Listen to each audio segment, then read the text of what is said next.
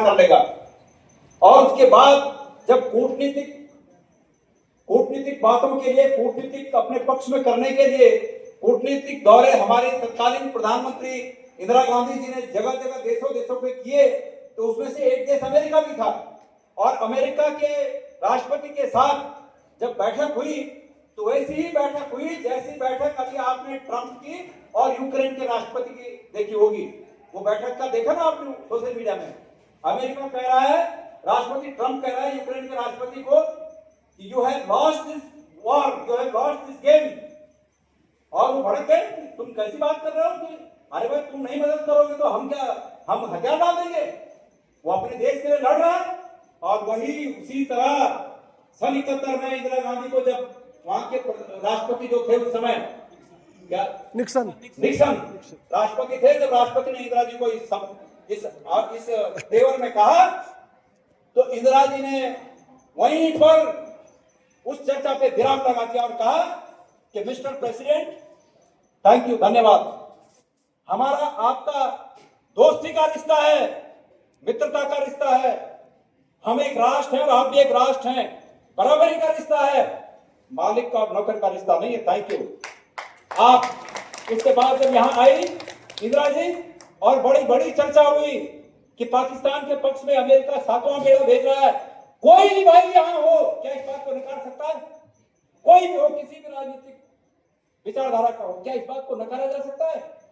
जब इंदिरा गांधी यहां वापस आई और युद्ध हो गया और अमेरिका ने 7वां बेड़ा भेजा अरब सागर तक, इंदिरा गांधी ने कहा कि अमेरिका 7वां बेड़ा भेजे या 70वां बेड़ा भेजे, हम अपने कार्य को अंजाम तक पहुंचाएंगे। और अंजाम आज आपके सामने है कि पाकिस्तान के 2 टुकड़े होकर बांग्लादेश एक नया देश बना। ये हमारी गौरव गाथाएं हैं और इन गौरव गाथाओं को नकारना देश की उपलब्धियों को नकारने के बराबर है। क्या मैं गलत कर रहा हूं? अटल जी प्रधानमंत्री बने और उस समय हमने बोफोर्स का हल्ला हुआ कि खराब ले आए, ये लाए, लेकिन उन्हीं बोफोर्स तोपों ने और अटल बिहारी जी ने कारगिल की लड़ाई जीती। क्या कारगिल की लड़ाई को कोई कांग्रेसी पृष्ठभूमि का व्यक्ति कितना ही क्यों न हो, गणेश मोदिया, क्या इस बात को नकार सकता है?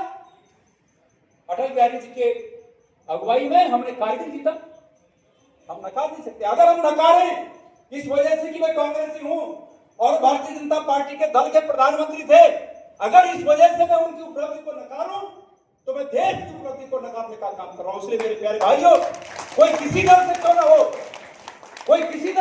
हो, लेकिन देश की अतीत में तमाम उपलब्धियों को स्वीकार करना इस देश के मस्तक पे टीका लगाने के समान है। मैं आमंत्रित करता हूं, मैं आह्वान करता हूं उस देश के सच्चे सपूतों को, जो किसी भी दल में क्यों ना हो, लेकिन वो देश की उपलब्धियों पर, देश के मस्तक पर टीका लगाने का काम करे।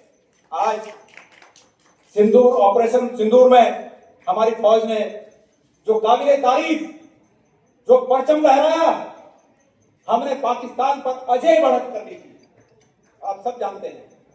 लेकिन क्या एक गौरव सेनानी होने के नाते और इस देश के सच्चे सपूत होने के नाते, इस भारत के देश के नागरिक होने के नाते, भारतीय होने के नाते, या कहीं मन के कोने में आप किसी राजनीतिक पार्टी से क्यों न जुड़े हो, हम किसी राजनीतिक पार्टी से क्यों न जुड़े हो, मन के किसी कोने में क्या ये बात नहीं उठती है ईमानदारी से बताना, सच्चाई से बताना कि अगर युद्ध विराम भी हुआ तो उस युद्ध विराम की घोषणा अमेरिका के राष्ट्रपति ने क्यों की?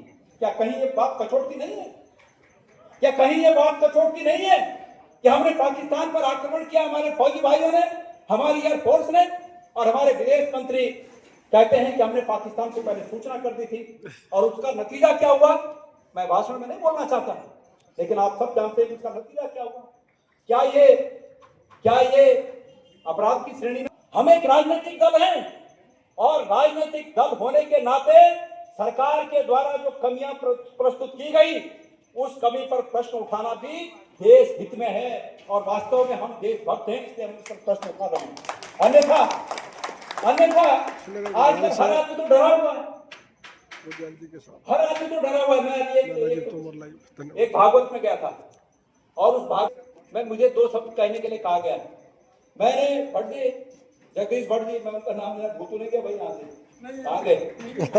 भट्ट जी यही है? हाँ यही है। भट्ट जी, मैं भागवत में गया था। अब माहौल अलग अलग है, यहाँ फौज का माहौल है, यहाँ इस तरह बोलना पड़ता है, वहाँ भागवत का माहौल था तो उस तरह बोला। मैंने एक संस्कृत के श्लोक से इसकी शुरुआत की और मैंने ये कहा, ओम शांताकारं भुजंग शयनम। मैंने वो श्लोक कहा, शांताकारं भुजंग शयनम पद्मनाभम सुरेशम विश्वाधारम गगन सदृश्यम मेघवर्णम शुभांगम लक्ष्मीकांतम कमल नयनम योग विद्या नगम्यम वंदे विष्णु भव भय हरणम नमामि त्रिलोकैकनाथम। वंदे विष्णु भव भय हरणम। आज इस श्लोक की जरूरत है यार। वंदे विष्णु भव भय हरणम। हे विष्णु, तुम भय को हरने वाले अवतार के रूप में हमें आशीर्वाद दो। हर आदमी डरा हुआ है, हर आदमी सरकार की खिलाफत करने में डरा हुआ है। हम सरकार की खिलाफत करने वाले लोग जो तार्किक रूप में सरकार की खिलाफत करते हैं, वो वास्तव में इस देश के सच्चे सपूत हैं। देश राष्ट्राध्यक्षों की, सरकार के लोगों की, मंत्रियों की चापलूसी करने वालों की लड़ाई भी लड़ जाएंगी क्योंकि उसमें तात्कालिक लाभ है, लेकिन वास्तविक रूप में तर्कों के आधार पर विरोध करना उस माई के लाल का काम है जिसके अंदर वास्तविक रूप में देश के प्रति ईमानदारी का खून जिसके नसों में बहता होगा। हमारे आदरणीय प्रधानमंत्री जी, हम उनका आदर करते हैं, लेकिन हम इस बात से बिल्कुल ना सहमत नहीं हैं। उन्होंने कहा कि मेरी रगों में गर्म सिंदूर दौड़ता है।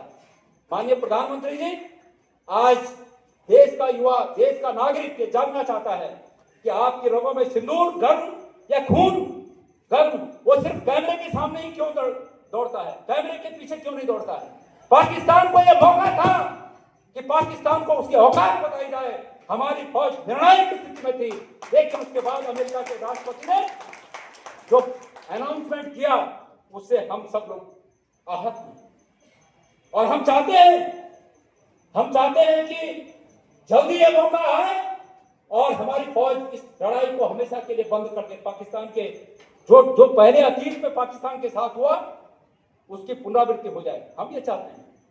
अगर उसमें हमें भी अपनी जान की कुर्बानी देनी होगी तो ये गणेश गोजाल भरपूर में तैयार है। हम ये फौजी भाई, जो हमारे फौजी भाई लड़ते हैं, ठीक कहा गोविंद सिंह रावत जी ने, वो पूर्व सैनिक हैं।